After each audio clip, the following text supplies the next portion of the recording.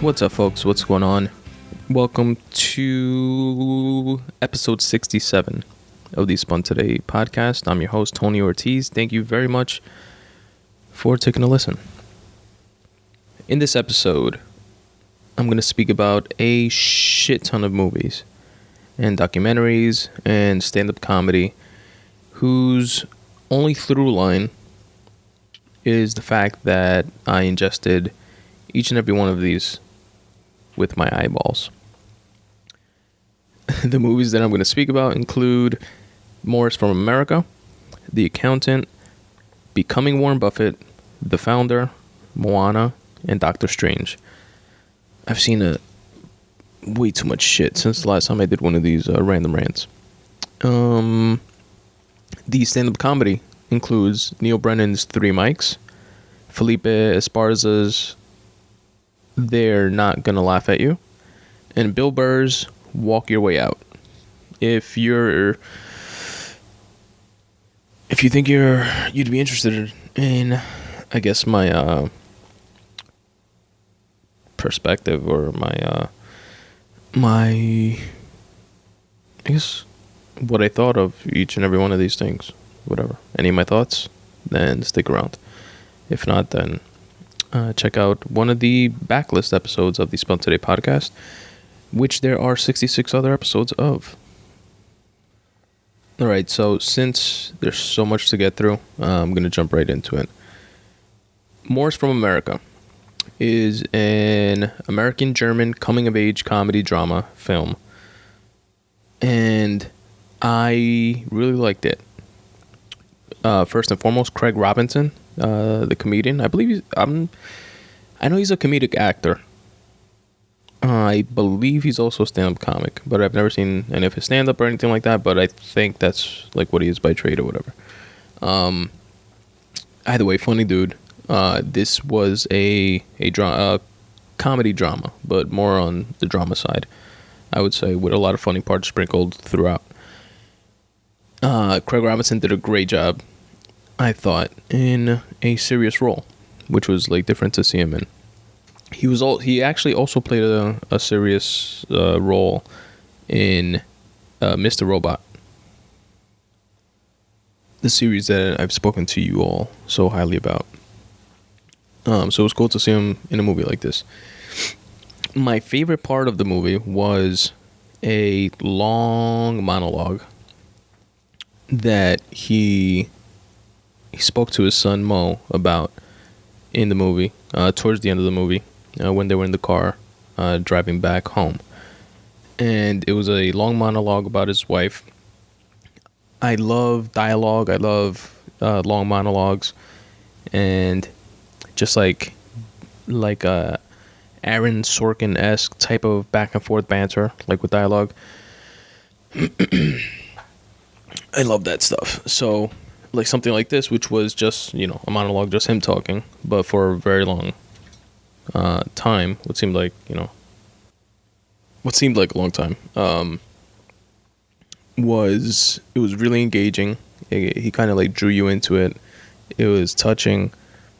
For those of you that haven't seen the movie, spoiler alert. And by the way, spoiler alert now for everything and anything that I'm going to speak about. If you haven't seen, I already mentioned to you guys in the little intro thing where I told you guys what I'm going to speak about.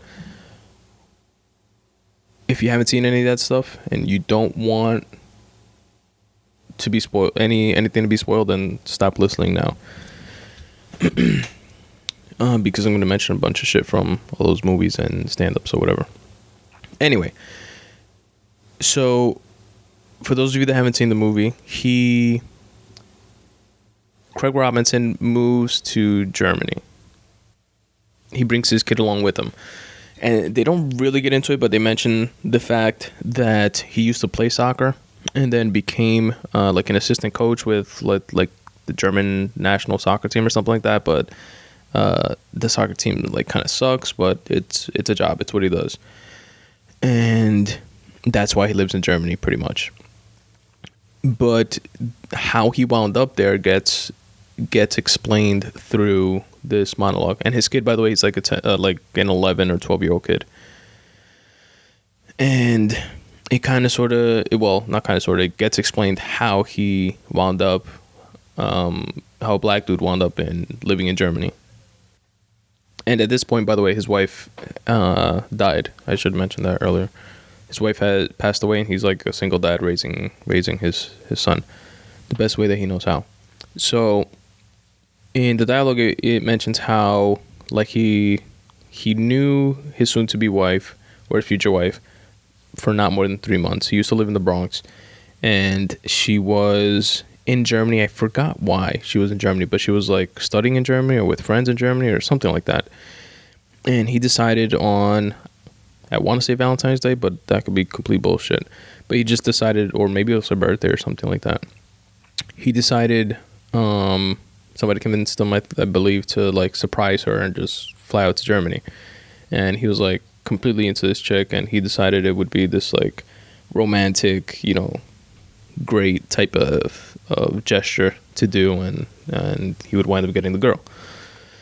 So he follows this line of thinking, flies out to Germany, doesn't speak any German, and thinks apparently that Germany is like a small town or some shit, because he just flies there and thinks that he's just gonna find her and like just ask somebody, I guess, have you seen a black chick, and then like go, they'll be like, oh yeah, I saw her earlier, she's around the corner. So he flies out and he's describing, he's nervous, he doesn't know what he's looking, how to find her or whatever. So he bumps into a couple that helps him out a bit, and then mentions to the kid, you remember, Joe and Susan. That's not their real names or whatever, but you remember Joe and Susan, you met them when you were 6 or whatever. And, it's a couple that he's still friends with today, and mentions how he asked them, how to get to the university. They actually offered to drive him there, and they did. And he was like in the university town, searching for his future wife and to surprise her. And he says how he went into restaurants and into hostels and hotels and little bars, and he went everywhere looking for her, and he was just tearing up that little town in Germany up, little college town up, and searching for her. And then he sees her finally, and she's like standing on a corner, waiting for a cab, and she spots him, and he says how she turned to him, she like her jaw dropped, and he was like, she looked so amazing, she was like the hottest woman in all of Germany, and that the first thing that she said was, I hope you didn't come here for me. And then he was just like quiet, I guess, or whatever, and then she just like jumped on him and hugged him, and the rest is history. And because of that, he stayed in Germany, started playing soccer, apparently was on a soccer team, and wound up becoming an assistant coach, and moved back to America. I'm guessing when she died. I don't think they explained that. And then wound up moving back to Germany for the job, for the soccer job or whatever. Because the kid grew up for large part in the States. Anyway, that scene, that when he's having that monologue, that was like my favorite part of the movie, because one, it like helps tie the story together. You kind of sort of wondering like why they live there, and you kind of get the idea that it's because of the job, the father's job, but you don't really get it. Like, how do you wind up halfway across the world for a job, unless it's like some bonkers, balling out of control type of job. Also, he uses that story as a parent to bond with this child, who has, he seems like a good kid, doesn't get into trouble, does, his schoolwork, and his father must know that, it's a tough time for him as well, assimilating to fucking Germany, the kid from the Bronx living in Germany.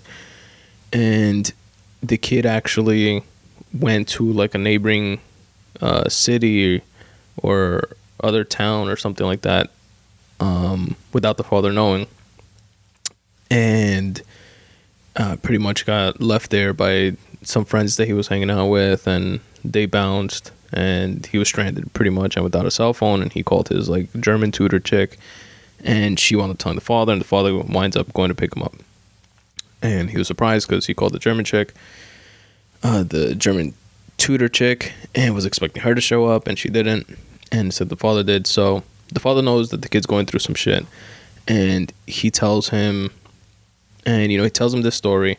And the kid, by the way, he went to this town because he has a crush on this like 15 or 16-year-old girl that's like hanging out with him kind of, but she's into some college guy or some shit like that, but he's kind of like into her and whatever. So the father winds up telling him this story and explains to him that love will make you do some crazy shit sometimes, and he doesn't want to stop him from experiencing stuff or any type of experiences, but that his job is to make sure that he raises him right and keeps him safe and like stuff like that, and that they have to be on the same team for him to be able to do that, etc.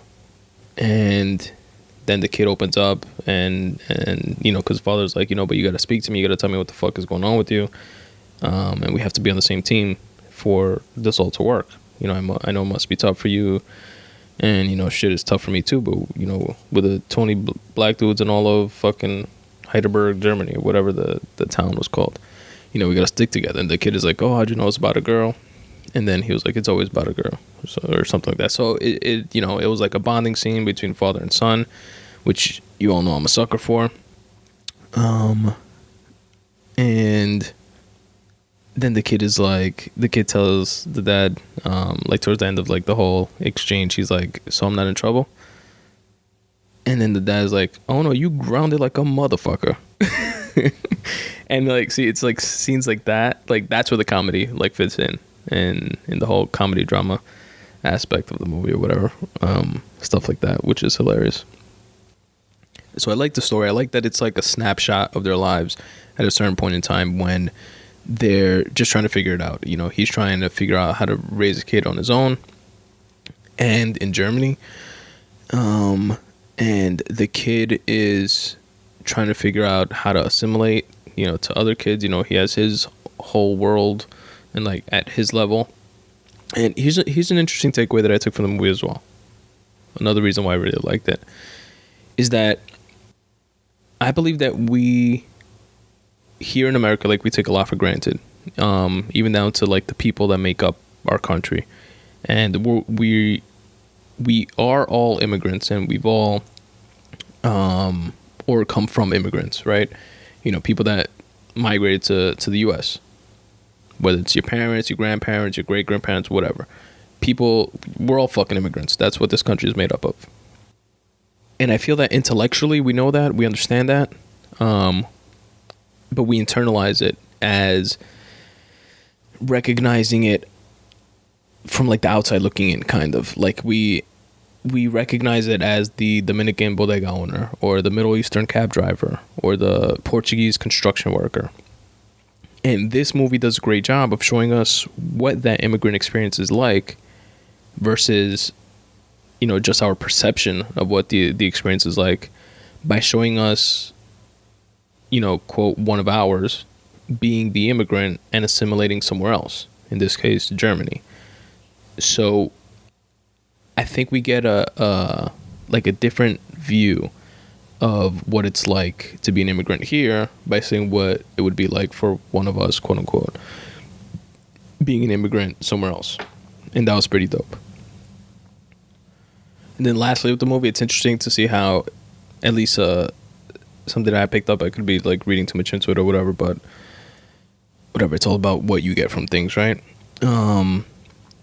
How your behavioral traits affect your children or those around you. So the father, followed this girl to Germany, wound up staying in Germany, living in Germany for the girl. He got to, live there, made his life there, got a job there, and that's where he lives, because of that one decision that he made that followed, that path. And he pretty much, I guess he went back to the States, but ended up coming back for the job. And it kind of sort of shows him like sticking to what he knows. And, we all do that to some degree. And then the kid kind of like copies that trait of sticking with what you know with, he's like into hip hop and he wants to be a rapper when he grows up. And nobody around him, all the little white German kids are into like techno and EDM and like that type of shit. And nobody's into hip hop. They barely know what it is.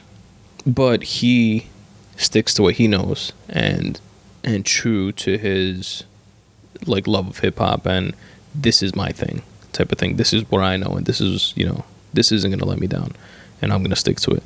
So that's similar to his pops, sticking to soccer and coaching soccer and stuff like that, and sticking to what he knows. So I feel like that's something that's like a trait, a behavioral trait that you can possibly pass on. By the way, I'm not a wine guy, but I'm sipping on some fucking yellowtail white wine Moscato, and it's just pretty fucking good, I gotta say. Anyway, more is from America. That's my take on it. I recommend it, and you guys should check it out. Next is The Accountant. The Accountant with Ben Affleck. Ben Affleck did a good job in this movie. I think he's a pretty good actor. He gets a lot of shit, but I've always thought he was a fine actor. Not like my favorite actor or anything like that, but he's just a good actor.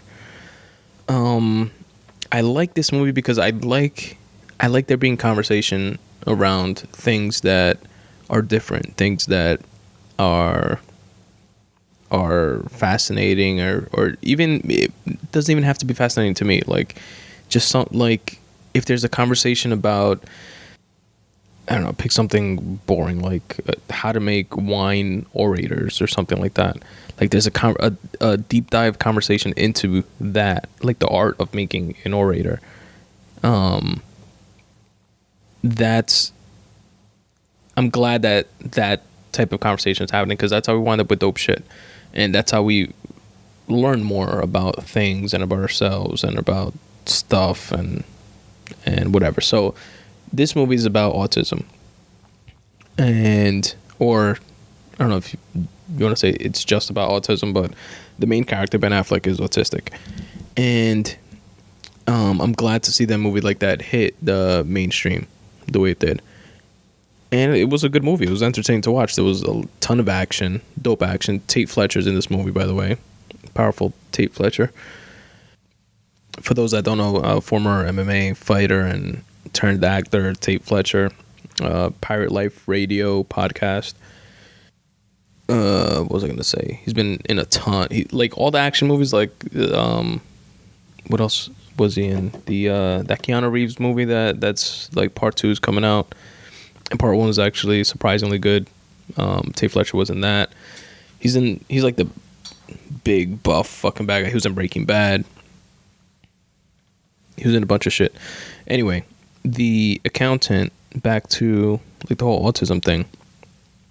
Aside from the fact that the movie was good and entertaining and kept you engaged throughout it, just the topic of autism being explored in any way I like. And some people say that autism may be like a glimpse into the next level of human evolution.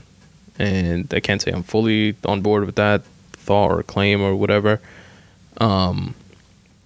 But some of the things that some autistic people can do is just like amazing. Like, for example, before the example, and there's also things, people that suffer from autism that have debilitating traits, and it's horrible. It's obviously a wide spectrum, and I suspect that we're all on it in some way, on that type of spectrum. Just most of us are on the quote unquote normal side of it, or I guess like more balanced side of it, or we could hide our little quirks more than others and tendencies, etc. But some autistic people do things that are like nothing short of like amazing, like superpower-ish amazing. There's an example that I like of Stephen Wilshire, who's an autistic artist savant. And I'll put a clip of him in the episode notes.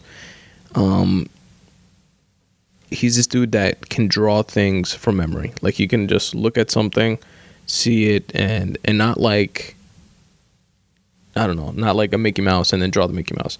Like, he literally drew the entire New York City, not just the skyline, not just like, the Empire State Building and the Freedom Tower, like the entire New York City, Manhattan, from memory.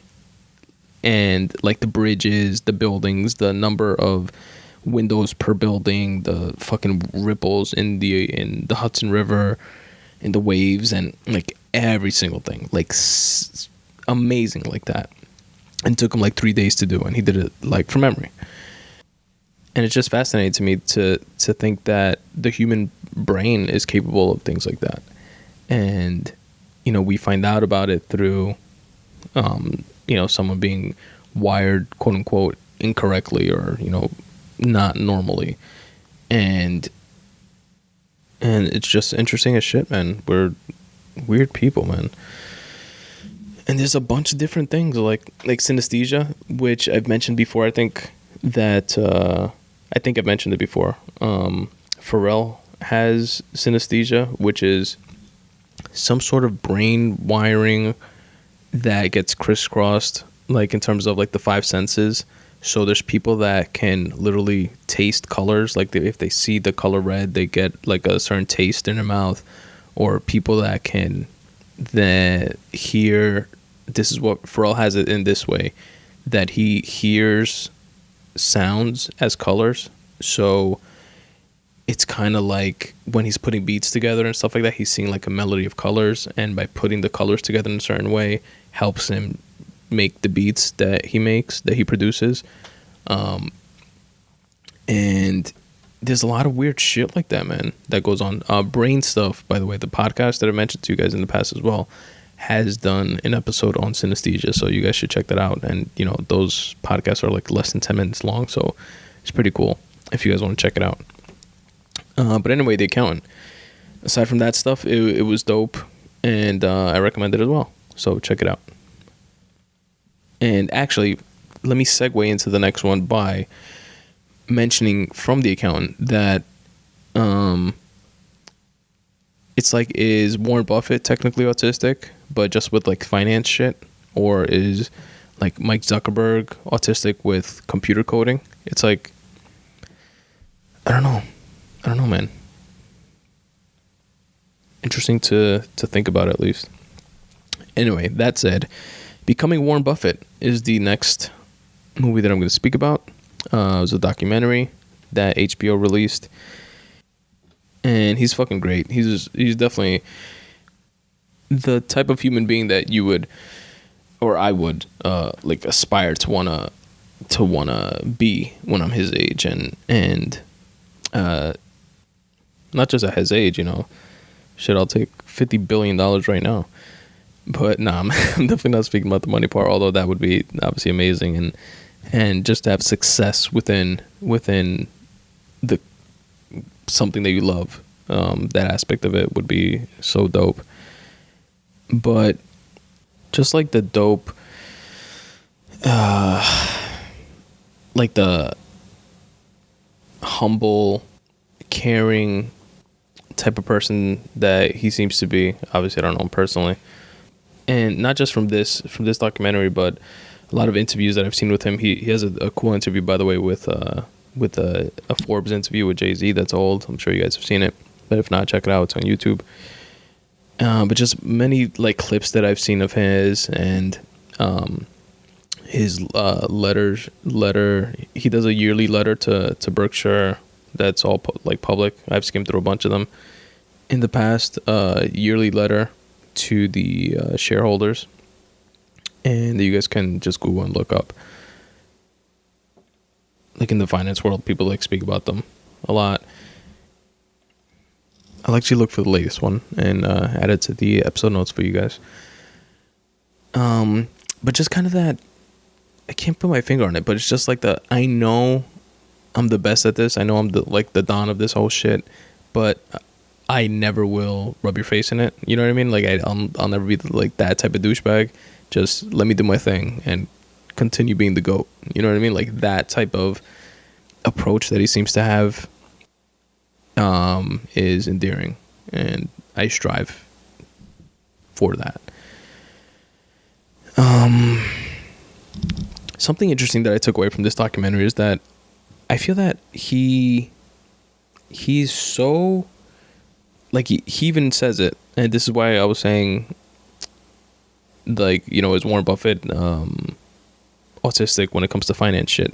Like, he even says it. He's like, that his brain is wired in a way that he loves numbers and he can't get enough of them, and he sees patterns within the stock market.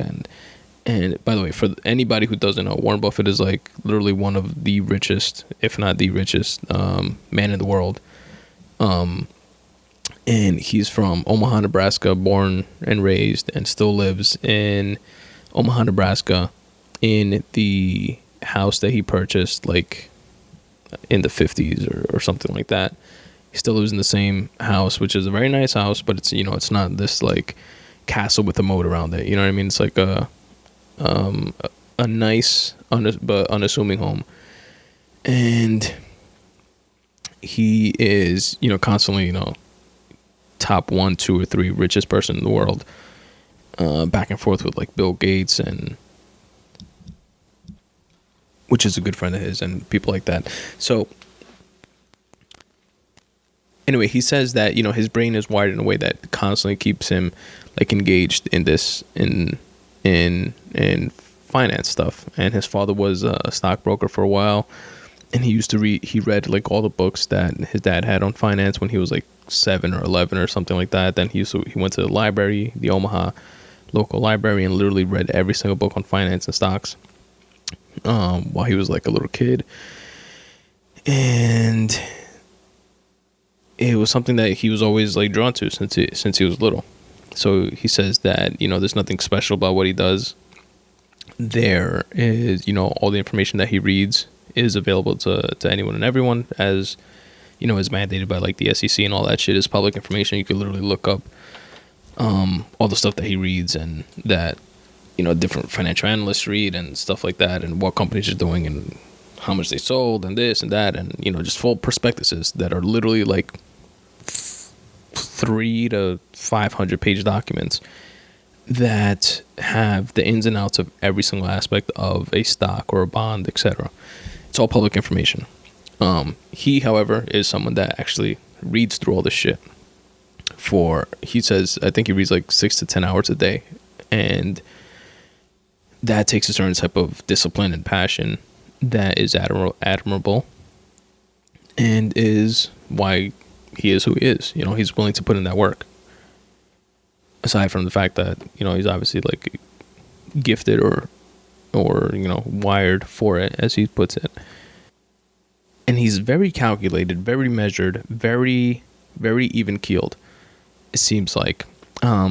Definitely within the finance world. And he's a long investor, meaning that he's not looking for the stocks that will, or the company that will, you know, turn a quick profit. He's like in it for the long haul. He's an investor in companies like American Express and Coca-Cola and like railroads, and, you know, like the Washington Post, like institutional, like, you know, print newspapers. Something that shows, I felt like his human side in watching this documentary, and something that I noticed is that some of the biggest decisions that he made were completely driven by emotion, which is kind of like diametrically opposed to how he acts within the his work, his passion, finance, and how willing he is to say, this is my strategy and I'm going to stick to the strategy for 30 years no matter what. Even though the market tanked in 2008, like, he still stayed with his strategy. And now looking back at it, he regained certain ground and is back on top and one of the winningest investors in all of Wall Street. So, but there's two specific times that I felt that he did two things that were driven purely by emotion, and that kind of changed his life and changed the trajectory of it. So for what it's worth, these are the two things that I noticed. One is when his father died. So he mentions how he purchased stock in Berkshire Hathaway, and it was a failing company.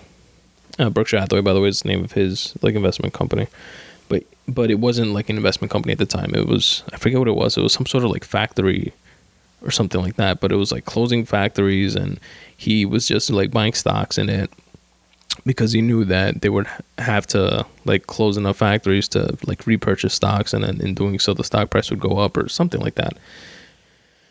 Some weird financial maneuvering, and he wasn't wrong. So he purchased this stock and then in his company, and then he told the shareholding management or whatever, the board, that he would sell it at $17 or $17.50 or something like that. That's his sale price. And then they came back and they sold it at $17, or they tried to fuck him out of some money, but in a dirty way like that. And he got so pissed that he wound up buying a shit, enough stock to be the majority owner of the company. And then he got rid of the entire board and put in a new management team, basically. And that's how he acquired Berkshire Hathaway, which is now the name that's pretty much synonymous with Warren Buffett. And in the documentary, he mentions how he didn't realize it at the time, but that his father had passed away 5 days before then, and that he feels that had something to do with his irrational way of acting. But obviously, it turned out to be an amazing thing for him, even though he would have gone on to do other things, and we just wouldn't know the name Berkshire Hathaway. It would have been Warren Buffett's fucking investing co. or something like that. But I found that interesting. Then the second emotional decision that I felt drove a very significant turning point in his life, I'm going to mention in a second. So before I mention it, he knew he had this gift for money. He's a very unassuming person. Like I said, he lives in the house that he bought when in the 50s or something like that. He still lives in it to this day. He fucking eats McDonald's for breakfast on his 5-minute drive to the office in Omaha, Nebraska, where he again was born, raised, and still lives. And his wife was she was into philanthropy, and she was always doing volunteer work and part of the civil rights movement. And he stated that he knew that's where, and they would butt heads a bit with how much money he was donating to charities and stuff like that, because she wanted to donate much more, and he is heavy on compound interest. And the way it works is the more you save, the more you put into it, the more it compounds and the more it becomes. So if you give too much away now, it'll be, far less later than what it could be.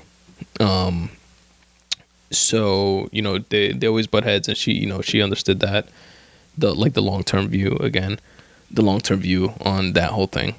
And the way he saw it was pretty much that he would amass this, huge wealth of money. She was younger than him. She would outlive him. And then, where her heart is in, giving back, and she's the best person to do so. So he would stack the money up and she would divvy it up, and it would be better off for humanity, pretty much. Unfortunately, his wife passed away before he did, and before he hasn't passed away. So, but his wife passed away before him, and this is the second emotional decision that I felt that he made. When his wife did die, that's when he made the single greatest donation to charity than anyone has ever done in history. And I think it was something like,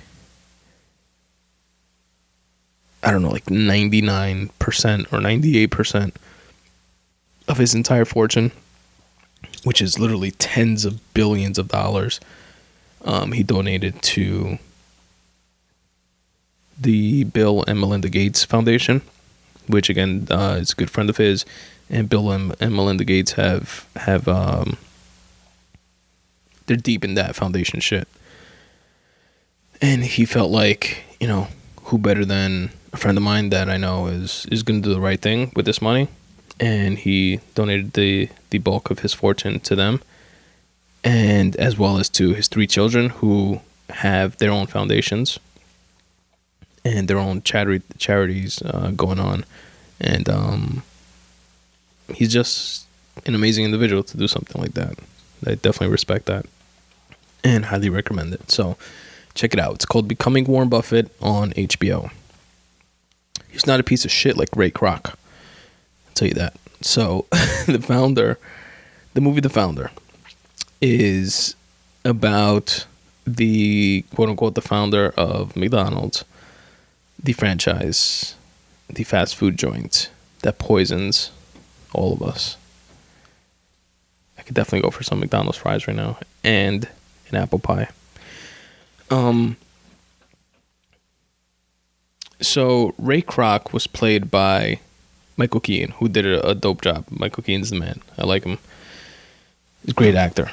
And The Founder is about Ray Kroc, who I thought before seeing this movie was the person that started McDonald's or whatever. He started the McDonald's that we all know, but he didn't start McDonald's. He stole McDonald's. He's a fucking thief, a piece of shit thief. This is the type of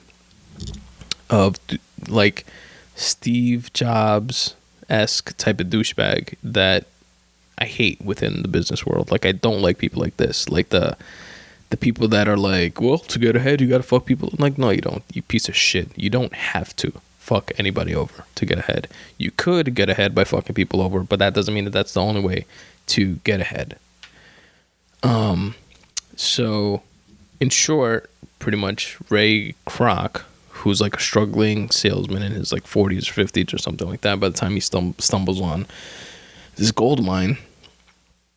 This is how it was depicted in the movie. I haven't done any like fact checking behind it to see, it's a movie based on a true story, but I don't know, movies like that, they always take liberties with shit. But within this movie, they show that he's a struggling salesman. He stumbles upon these 2 brothers, something and something McDonald, who started a burger spot. And, they used to have like a hot dog spot and, just a restaurant, a food restaurant, and then it transitioned over the years into this burger spot because they realized that the most of their revenue was coming from burger, soft drinks, and fries or something like that, like the sales of those 3 things. So they cut everything else off the menu. And the younger brother seemed to be like a bit autistic. He was like very, very, if you haven't noticed, autism is like the theme of this podcast, I guess. He was very like OCD with like planning things out and trying to make things as efficient as possible. So he found the most efficient way to make burgers and make the 3 things that sell. And he dubbed it like the speedy food system or something like that, the speedy rack.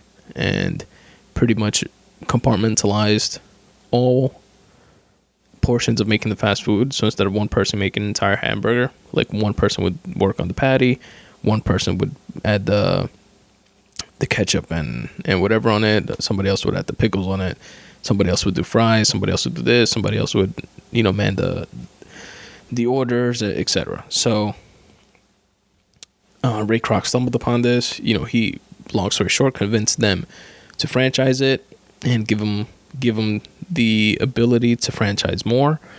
And Ray Kroc started like selling this shit like hotcakes, and it went national, it went worldwide. And Ray Kroc eventually, by the recommendation of an attorney that he wound up bumping into, he created something called the McDonald Corporation Company. Now, it wasn't, he wasn't the owner of McDonald's. He signed the contract saying that he wasn't the owner or whatever. He was just a franchisee, franchising the idea of the two brothers. But he started something called the McDonald Corporation, which was a quote-unquote leasing company. So Ray Kroc was selling like these McDonald's franchises to a bunch of people, but he wasn't making any money off of them. But those people were making money, but his cut was like too low to like make any money, any real money. So what he did was, instead of leaving it up to the individual franchisees to go find like a place to lease, he would buy the land. He bought the land that the people were, the franchisees were building McDonald's on. So if somebody came to him and says, yes, I'm down to do a franchise, he'd be like, okay, good, I have a spot here that you could build on. And then in essence becoming like the landlord. So he started making buku bucks, and long story short, wound up fucking the two brothers out of the McDonald's name, because he pretty much became the face of it. Hundreds of franchisees knew him as like the guy that started it. Nobody knew who the fuck the two brothers were. And he made an offer to the two brothers after one of them had a heart attack. He was an opportunistic piece of shit that wound up, going to them in the hospital. And instead of giving his condolences or sorry or whatever, because the guy literally had a heart attack from like arguing with him over the phone, he goes there and offers them money to completely buy the McDonald's name or whatever. And he does, and he did. And a key scene to me in this movie was Ray Kroc was on the phone with one of the two brothers, and he was explaining to them how, this is business, this is war, it's war out there, and business is war, war is business, and it's a dog-eat-dog world. And if you had to, would you make the profits you need to make, and etc., blah, blah, blah. And would you do what you had to do in order to make a buck? And he paints like that dim, ugly picture of business that I've always disliked. And the brother reacts to him, and he just responds to him, and he was like, no, I wouldn't want to. I wouldn't want that.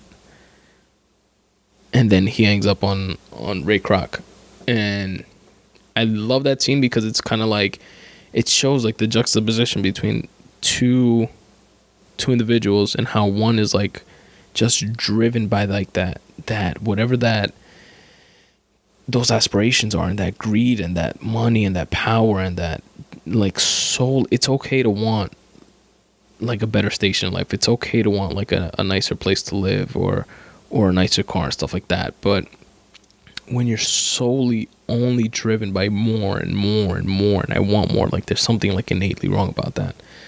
And it's cool to see that even in the eyes of like defeat, within like the business realm like that, like the brother still like stood his ground and was true to himself, and he was like, no, actually I wouldn't fucking want that, you dick. Anyway, it's called The Founder, and I recommend it. You guys should definitely check it out. And so Ray Kroc, like the piece of shit that he was, he like his wife, he like divorced her or something, wound up like marrying, his wife that was with him like through thick and thin, no matter what, divorced her and married some other guy's wife that he always had an eye for. And I wonder if that was true. Well, anyway, in the movie, he was a grade A piece of shit. And he did that. And also, he bought the McDonald's name from the McDonald brothers for like $1.3 million each. So it'd be like $1 million each after taxes. And at that time, the equivalent of that would be like $10 million each. And then they were supposed to get like 1% of sales, like in perpetuity, like forever after that. And Ray Kroc told him that, we'll do that part like as a handshake deal. Here's the check for $1 million each or whatever. You guys will definitely get that money, but I can't put that in the contract because of legal issues and blah, blah, blah, blah. They pretty much agreed to it and obviously got fucked. And they never saw a penny of that money. Like the 1%. They just got their $1 million each, and it is what it is. Now McDonald's is poisoning children all across the globe, probably forever. Only 2 movies left, folks, and then 3 stand-up comedy specials. That's a lot of shit, huh? All right. The next movie is going to be a little surprising. It's a cartoon movie because my wife loves cartoon movies, and I'll have to say, I've been into a few of them. I like a few of them. This one actually is one of them that I liked. Maona was pretty cool. And the biggest takeaway that I got from this is, although I don't know like how or why I never like noticed this before, but it's kind of genius the way they do movies, like kids movies. Because it's not like, like kids cartoons or whatever. Like I've seen a couple lately, like have them on like for like my nieces or whatever, or my niece. The other one's still like too small to like watch or whatever. But they're like just for kids. Like there's no like bigger meaning or anything like that. But I noticed like that with these movies, like movies like Maona, they're like the genius of them is that the parents will watch them with their kids, and like little kids aren't like going to movies by themselves to watch them, or they watch them at home and they come out on DVD and stuff. And the parents are a significant piece of that viewership pie, and they're the ones with the money, paying for the kids to go. So it's good to like hook them up with something like a takeaway from the movies. And there's a lot in them that are like for the parents. It's like they're simple movies, but they're meaningful. Like they have like deeper meaning to them. Like this movie was big on like Maona was this little Hawaiian girl that had an affinity for like wanting to travel the seas, but she was supposed to be like the next chief of her tribe after her father passed, and they have to stay like on the island and they can't go past the water and like stuff like that. They can't go sailing. And they were big on like the harmony between the people and the land, and being one with the land and taking care of the land, and the land takes care of you and gives you everything that you need. And in terms of like food and water and stuff like that, and the fish from the sea, and a large part of the movie has to do with one guy that was played by The Rock, Dwayne Johnson, which is funny, by the way. That was played by him, that stole the heart of the sea, quote unquote, which was some like stone gem thing, and because of that, it brought like this harmony to the island, etc. So like the metaphor there was like we're stealing from Mother Earth, like we're stealing, by the emissions that we put out, and drilling for oil, and overfishing and stuff like that. Like we're stealing from Mother Earth, and we're not in harmony with her, and we're spoiled. We're taking much more than our fair share, and it's detrimental to the long-term sustainability of the Earth. And in the movie, there's like this the big antagonist that they have to like fight at the end is this huge angry lava monster. And the lava monster, it turns out, spoiler alert, is actually Mother Earth. And Mother Earth was just pissed off and full of lava and fire and angry and pissed and was gonna fucking kill anything in sight. And then when they returned the heart of Mother Earth, like the little gem thing that the Rock stole initially, then Mother Earth was at peace and then started giving back to her and all her people and stuff like that. And it was dope. It was a pretty cool movie. You guys should check it out if you're into stuff like that. Like I said, it was funny. There was a really funny song, which, by the way, my wife told me, I haven't fact checked any of this, but my wife told me that Lin-Manuel Miranda wrote some of the music for this movie, so that's pretty dope. Lin-Manuel Miranda is the dude that wrote the play In the Heights, which I've seen, and Hamilton, which I have not seen.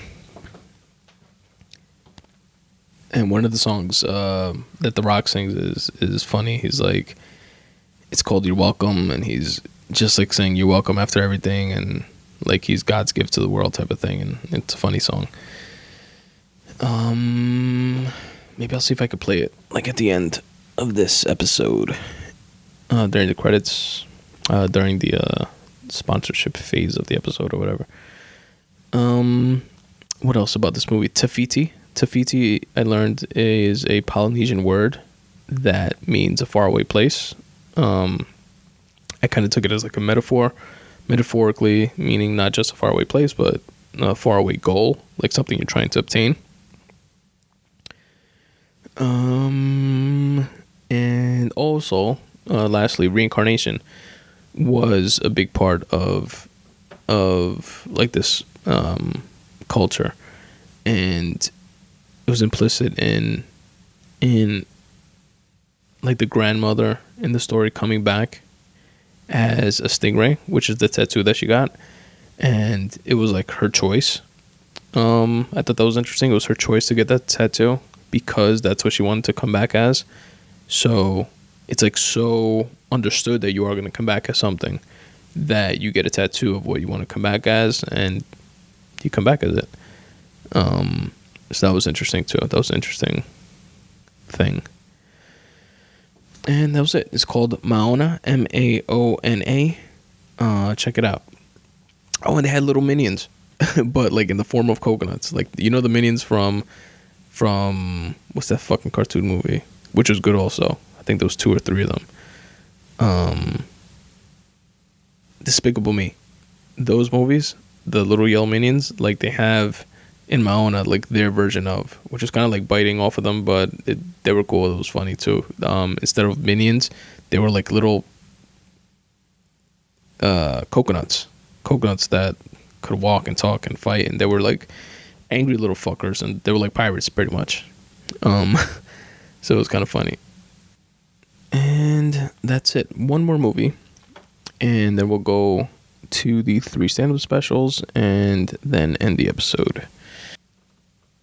Doctor Strange is the last movie that I've seen that I'm going to speak about in this episode.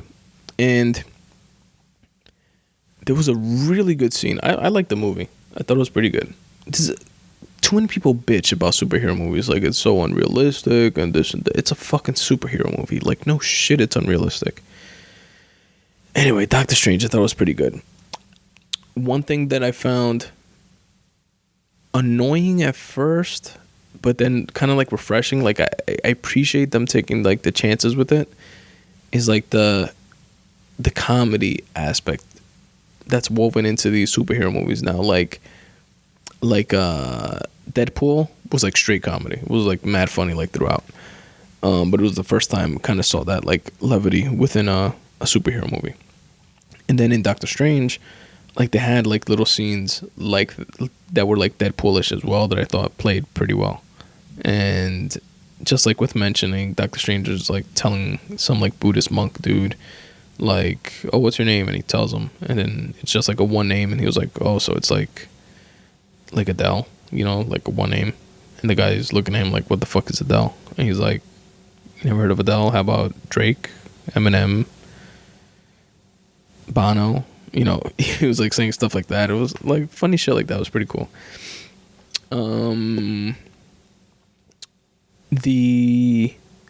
What was dope visually, this is what I liked the most about the movie. It was visually really awesome with the style of the manipulation, Inception style surrounding manipulation. You know, like in the movie Inception when like the buildings bend and like stuff like that. There's a lot of that going on in this movie, and I think it took it like to the next level of that, whatever that style of cinematography or whatever it's called. And that was really cool. Also, the scene where he meets the bald Buddha lady is what I imagine a DMT trip is like. And, you know, it's been like, I've heard of what the experience is like on different podcasts and stuff like that. And I feel like I want one of those people, like an Aubrey Marcus or something like that, to like see this and be like, because it's always described as something that words would never be able to explain. No matter how you explain it, words will never do it justice. And I think we all experience things like that in our lives. Not like a DMT trip, but just like things that we can't really like express because there's literally just no words for it. It's kind of like you had to have been there, or you have to like see it to believe it type of thing. And I just want to know how closely this scene when he meets the Buddha lady and she like pushes him through like different dimensions of the universe and wormholes and like weird shit and fractals, you know, happening and stuff like that. I want to know how close that is to describing what a true DMT trip is like. Because that's the first thing that I thought of when I saw that scene, which was just cool visually to like look at. It seemed pretty awesome. And what else? The last thing that I liked about this movie is that, you know, he's like this hotshot not neurosurgeon. I guess neurosurgeon, brain surgeon guy, doctor. And he is, you know, like very scientific.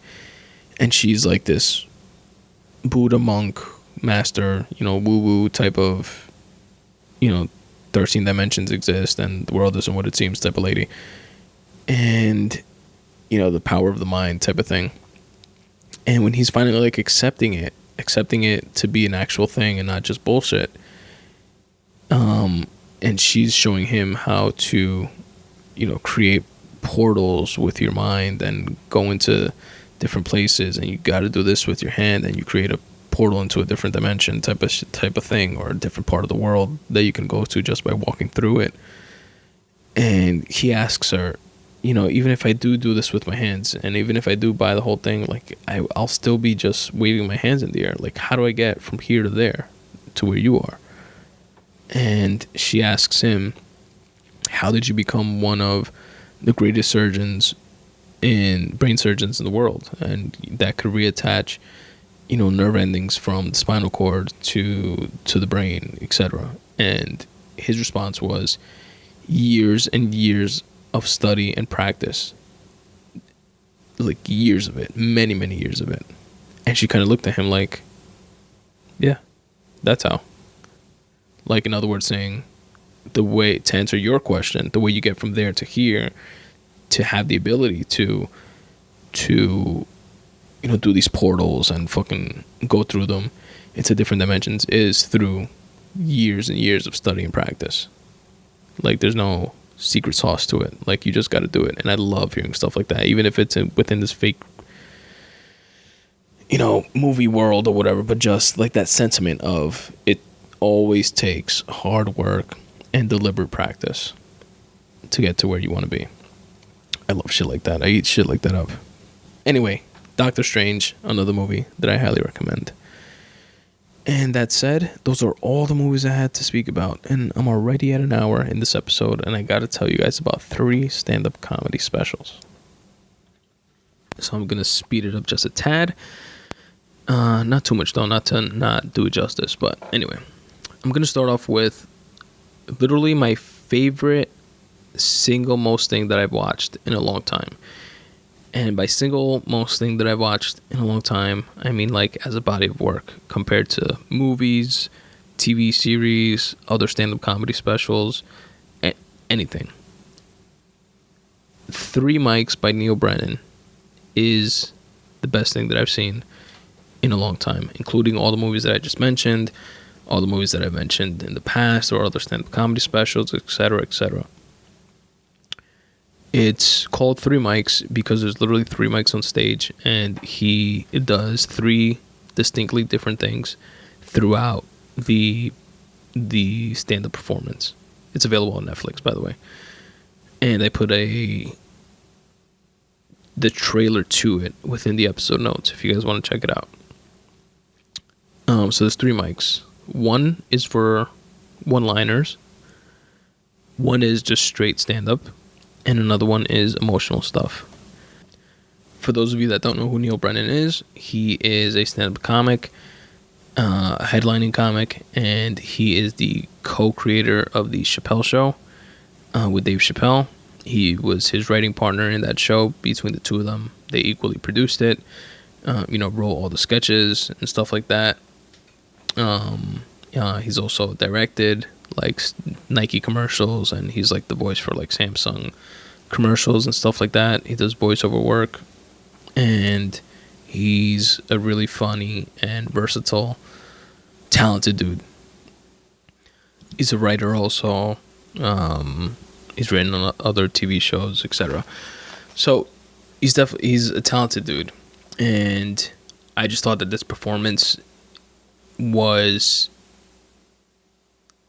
really thought out, really thoughtful. It was funny, obviously.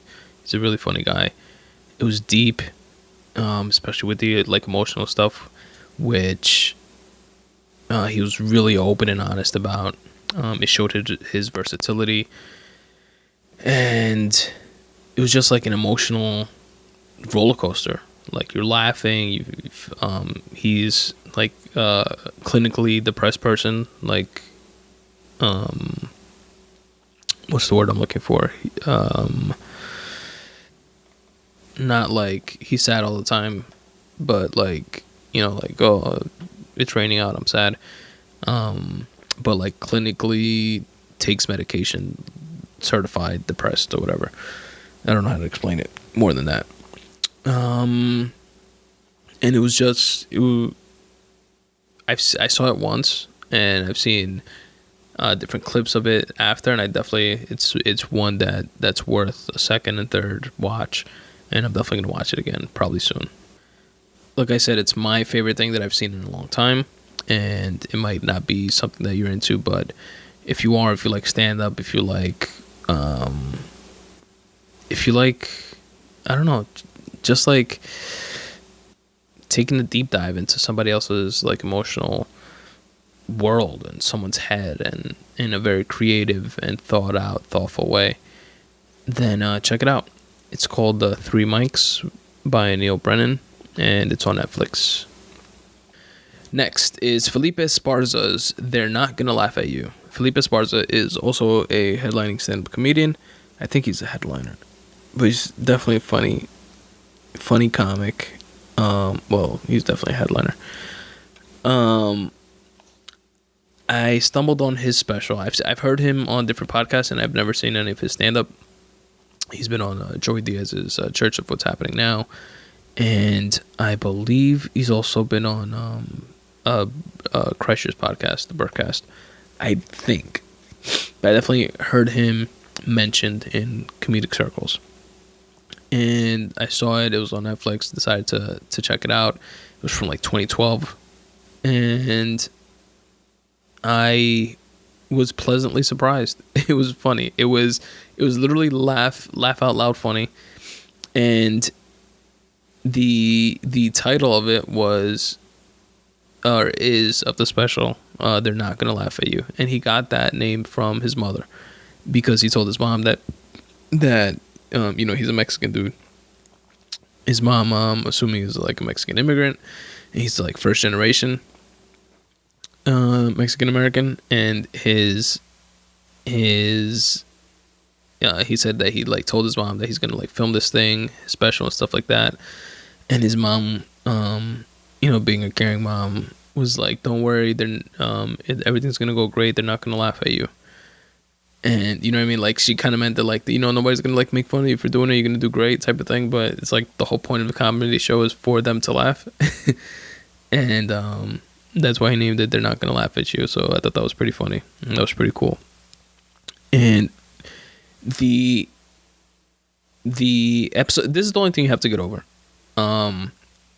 If you can get past the way he sounds, no offense to Felipe Esparza, but he sounds like the Mexican accent that everyone that tries to do a fake Mexican accent does. He sounds that way, like normally, like like that. Órale carnal, qué onda güey, pinche cabrón. Like, he sounds like that. And if you can get past that for an hour and a half, or I'm sorry, for an hour stand-up special, you'll enjoy it. And it's very, very like punch joke. Is very like that, very paced, very like high paced like that throughout the whole thing. So if you don't laugh at one, you'll laugh at the next one or the one right after that that's coming like in fucking 20 seconds. So check it out, Felipe Esparza's They're Not Gonna Laugh at You. That is available on Netflix. And last but not least, the king of comedy himself, probably is right now, Bill Burr, at least to me. Bill Burr's new special is available on Netflix. It's called Walk Your Way Out, and it's awesome, of course. Bill Burr is definitely a master at his craft, and he's the best kind, like we've spoken about in this episode. He's humble, self-deprecating, definitely non-Ray Kroc-ish, and he kills it. I didn't like it as much as his last special, but take that with a huge grain of salt. I'll tell you why. It's great. It's a 5-star special. Absolutely. But I went to see him live when he came to New York, and he played at MSG, and sold the fucking crowd out. And not in the little theater, by the way. It was the stadium. I saw him live, and some of the jokes from the special, like a few like big bits, like big chunks of it, were I heard them when I saw him live. So just because they, that element of surprise like wasn't there, that's what I'm saying, I quote unquote liked it less than the previous special of his, but it was, nothing short of fantastic. Is a great special. Definitely recommend it, and you guys should definitely check it out. Again, Bill Burr's new special is called Walk Your Way Out, and Bill Burr actually recently had a kid. I don't know if I mentioned that in a previous episode, but he had a kid with the lovely Nia, like he calls her, and many blessings to them and their growing family. It's pretty dope. I say dope a lot, and I think I say it more when I'm on the podcast. I don't know why. Than I do like in fucking regular life. All right, so that's the episode, folks. That's episode 67 of the Spun Today podcast. Thank you very much for sticking around. And if you want to stick around for another like 5 to 10 minutes, I'm just going to zoom through a couple of house cleaning stuff. The outro, where I tell you guys a bunch of different ways you can help support the podcast. If you want to stick around, and if not, peace. Check out the next episode. So, one of the